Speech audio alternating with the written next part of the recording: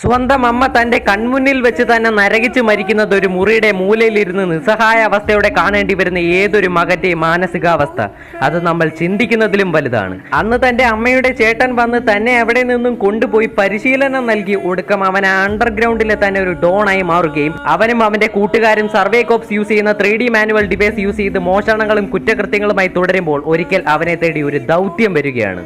Survey കോപ്സിന്റെ commander Irwin സ്മിത്തിനെ കൊല്ലണം. തന്റെ ദൗത്യം നിറവേറ്റുവാൻ നോക്കി പരാജയപ്പെട്ടു പോയെങ്കിലും അവന്റെ കഴിവ് മനസ്സിലാക്കി ഇർവിൻ സ്മിത്ത് അവനെ സർവേ കോപ്സ് ആക്കുകയും തന്റെ ഫസ്റ്റ് മിഷനിൽ തന്നെ തന്റെ കൂട്ടുകാരെ ടൈറ്റൻസ് വളരെ കൊടൂരമായിട്ട് കൊല്ലുന്നത് കണ്ട് തന്റെ ജോലിയുടെ സീരിയസ്നെസ് മനസ്സിലാക്കി അന്ന് തൊട്ട് ഇന്ന് വരെ തന്നെ കൊണ്ട് രക്ഷിക്കാൻ പറ്റുന്നതിൽ പരമാവധി ജനങ്ങളെയും അവൻ ടൈറ്റൻസിൽ നിന്നും രക്ഷിക്കുവാണ്.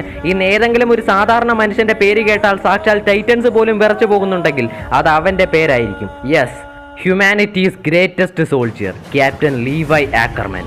Yes, Captain Levi's dangerous.